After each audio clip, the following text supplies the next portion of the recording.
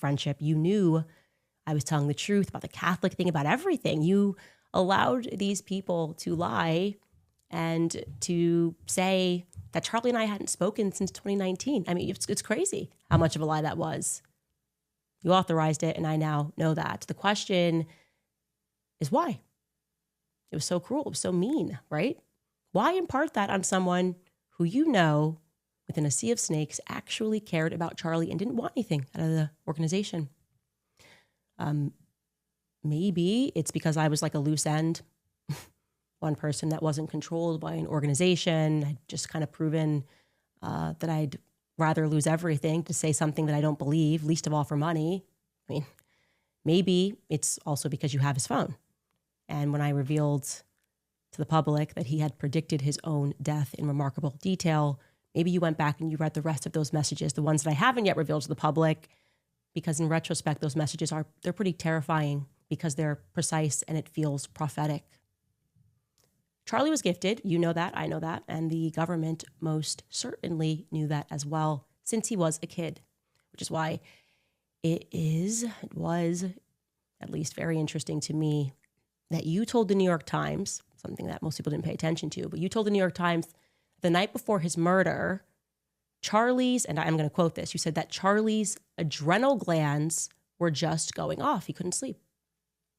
I know enough about Charlie to know what that means. That means that Charlie was being bothered. He was probably having visions like he was in 2018, probably a clearer vision than the one that I had that you guys tried to mock, that danger was coming. And I'm going to go ahead and say that it wasn't about a Jezebel article written by some leftist. Please stop saying that because it's not true. I know Charlie, a leftist article didn't upset him in this way, didn't make him call a priest to pray over him. He thought someone was going to kill him. He did. He expressed that in writing, and you did not lose those text messages. You knew that. Charlie and I spoke a lot about his third eye. That's why that sentence caught my attention in the article. He spoke about the street lamps that would go off when he would run, about the special school that he had to go to. We spoke about a lot of the things that were strange in our childhood, the testing that both of us had to endure. We spoke about the fact that we could both astral project. You know all of this, of course. You have his phone. And how surprised we were when we learned that not everybody does that naturally. Sleep paralysis, you name it. We had conversations about it. And if Charlie's adrenal glands were going off, it was probably maybe for the very same reason that I pulled my kids out of school days before he was murdered, because I sensed danger was coming. And since we are being open, I also want you to know that it struck me as odd when you said in that interview with Jesse Waters that you wanted Charlie to have a good night's sleep. He was so excited. So you sent him to sleep in his daughter's room. You know, it just registered to me as a little bit backwards. If I wanted my husband to have a good night's sleep because of something he had the next day, I'd probably let him sleep in the room and I would sleep in my daughter's room.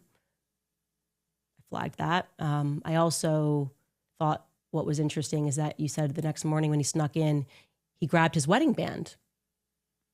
Again, minor detail, but I asked myself, why was his wedding band off? But enough with speculation. Here are the facts. I now have verifiable proof in writing that Justin Strife and you lied to me. You know exactly who Pierre is. Why did Justin Strife say that he had never heard of Pierre? It's crazy. Justin, why would you do that? Justin, you know him. You've met with him. You've personally met with Pierre. Erica, you've met with him in the wake of Charlie's death. I have, again, verifiable proof. So you can call your lawyers. You can spend another $1 billion on PR if you want to. Tell your lawyer to call my lawyer. I mean, you guys certainly have the money to do all of these things. It's not going to wipe away the truth. Okay. The truth is that there was a deal on the table with Pierre, who, yes, is from France, born in France. And that deal was worth billions, not millions, billions, plural, billions of dollars. Just after Charlie was shot, and again, I have proof, Pierre had a phone call with Justin Strife.